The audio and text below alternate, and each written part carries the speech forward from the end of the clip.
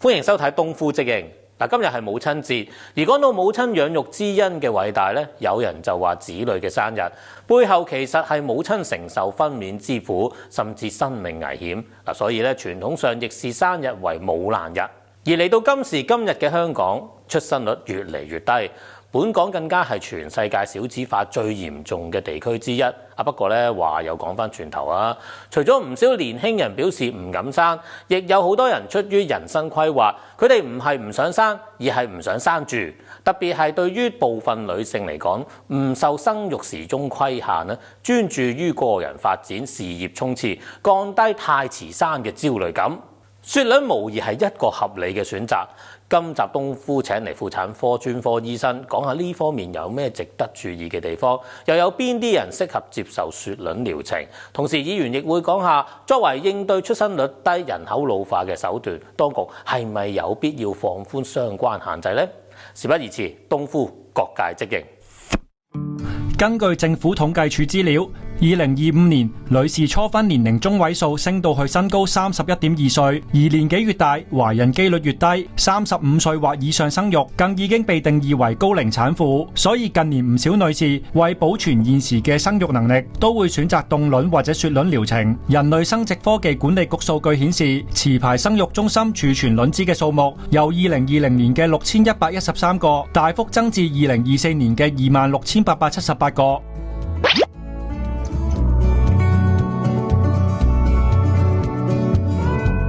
雪卵個原理咧，就係喺女士仲年輕，啲卵子質素仲係比較好嘅時候咧，我哋就將佢啲卵子喺個身體度抽咗出嚟。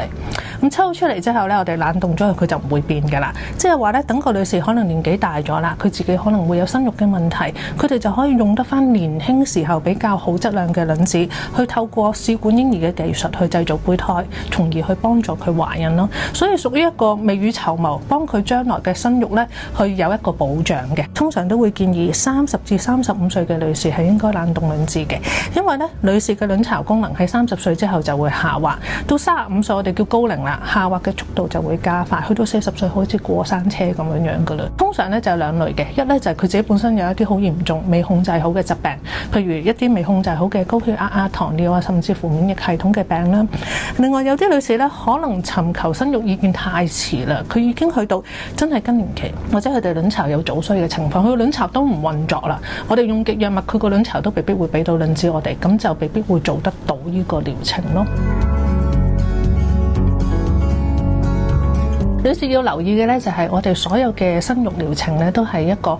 為將來嘅生育有一個保障啦。但係呢個保障並唔代表一定可以幫助到成人嘅，所以咧都要女士要同主診醫生去溝通，究竟要冷凍幾多個卵子，先至去有一個合適或者佢接受到嘅懷孕率咯。例如咧，我哋講緊一個35歲嘅女士，佢可能冷凍一個20個卵子，佢個懷孕成功機會率都可能會去到8-9成。咁但係咧，當一個40歲嘅女士去冷凍同一個數目嘅卵子，個成功機會率可能會下跌到去4-5成。咁第二樣嘢咧就係喺現時香港嘅法例咧，要用翻呢啲卵子都係要結咗婚，兩夫婦都同意之後係透過試管嬰兒療程去幫佢懷孕嘅。第三咧就係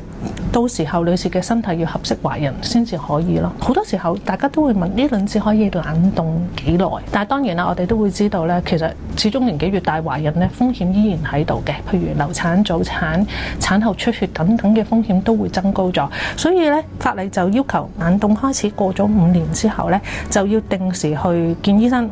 去做翻一個評估啦，同埋輔導啦，先至再決定能唔能夠繼續再去冷凍咁樣樣咯。冷凍卵子其實都係一個生育療程，每個生育療程都有佢潛在嘅副作用同埋風險。而比較常我哋知道冷凍卵子嘅副作用咧，就係我哋叫卵巢過度刺激症。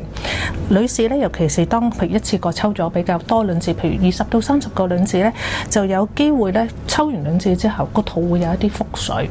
輕微嘅可能就觀察就 OK 啦，但係可能嚴重嘅就要真係入醫院去抽嗰啲腹水啊，要去觀察啊咁樣樣。而呢個機會率咧就係大概100個有1個，係啦。一般咧有啲女士我哋知道佢風險會比較高啲嘅，譬如有卵巢多囊症嘅女士，咁我哋就要喺佢個藥物嗰個方案裏邊咧去用翻一啲預防嘅藥物去減低佢個風險啦。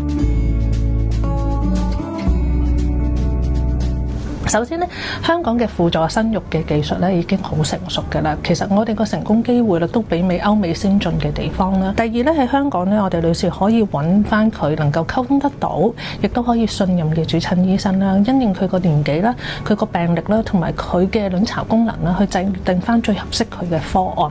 第三咧就係我哋講緊嘅時間啦、交通同埋住宿嘅成本啦。因為頭先我都講咧，成個療程都要大概2個禮拜嘅，而當中亦都牽涉到可能好幾次嘅覆診啦。咁如果喺香港嘅女士，佢除咗比較方便啲之外咧，同埋通常請假咧都只係請即係抽卵子嗰一日嘅啫，就唔需要由打針開始已經要去請假咁樣咯。香港咧其實係有法例去監管我哋所有生育中心嘅，政府亦都有定時嘅巡查啦，去確保我哋所有嘅生育中心嘅設施咧都係合乎要求嘅。另外，我哋所有嘅生育療程咧都受到監管，所以咧我哋係確保係合法合規，對病人嚟講都係一個保障。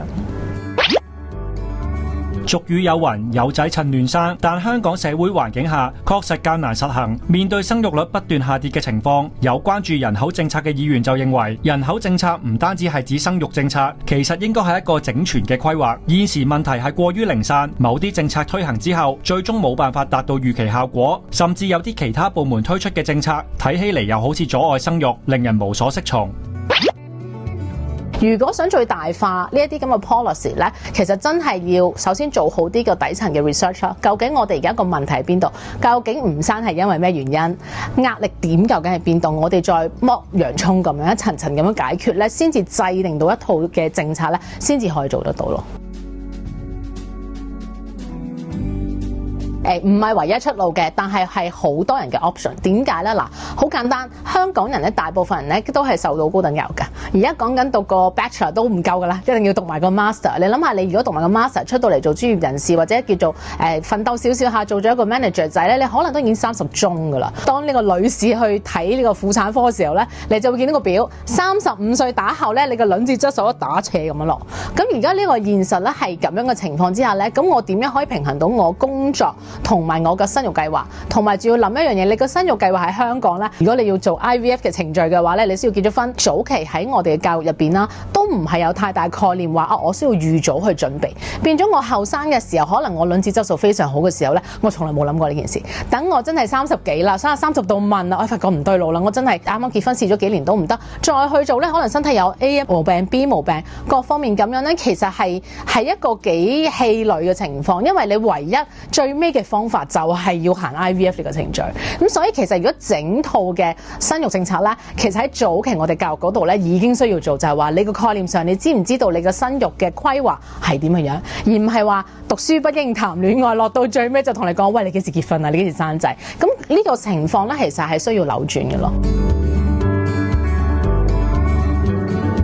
世界頭幾個一定係香港，但係相對嚟講價錢係貴，同埋佢嘅彈性處理嗰方面係爭啲。外國咧基本上你可以揀性別啦，甚至乎係你自己單身，亦都可以去做呢方面嘅程序啊。你可以去買個精子嚟去做呢啲配對。但係當然啦，香港本身個社會個狀況唔同咧，我哋冇可能咁開放。如果我今天作為立法會議員喺立法會度講話，我要需要全面開放，我相信都會掀起一個比較大嘅討論。如果中間有啲細節嘅一啲法例，譬如公共 IVF 嗰個程序嗰個年齡嗰度係咪可以做鬆少少呢？我哋個 quota 係咪可以慢慢放鬆？政府呢幾年都慢慢做得多咗啦。而我哋即係好辛苦咁樣爭取咗，至少我雪卵10年，你唔使 bear 住我，一定要將佢傳出去第二度。我喺香港都可以冇呢一個咁樣嘅限期之外，其實如果單身事業女性佢未揾到 partner， 你可唔可以容許佢咁樣做啦？甚至乎有啲人嘅需求就話，我其實已經生咗2個小朋友，都係同一個性別嘅，我哋希望用家庭嗰個性別平衡嘅角度嚟去睇，我第3個你可唔可以俾我揀性別呢？即係其實呢啲咁嘅討論咧，係一個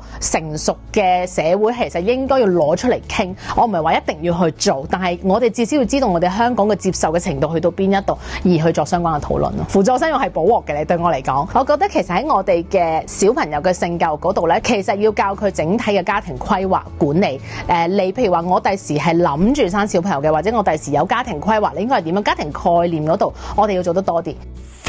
最近喺網上見到一個據講係外賣員嘅 post， 話自己接咗個單，懷疑係個阿婆啲仔女幫佢叫外賣，點知送到佢嗰度咧，個門鐘又壞，對講機又壞，於是咧佢就大叫：阿婆收嘢啦！結果咧俾個阿婆咧 X 到飛起，仲拎起支拐杖想搏佢添。呢個 post 咧係真唔係我就唔知啦，但以下呢單殺氣嘢咧就係珍珠都冇咁真。網上有人上載影片投訴元朗水車館街某食肆收銀員態度惡劣。影片顯示一個男人指責收銀員兩大罪狀，第一係掟嘢，第二係粗口鬧人。掟嘢啊，知唔知啊？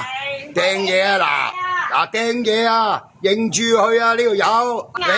你講粗口鬧人啊，講粗口啊呢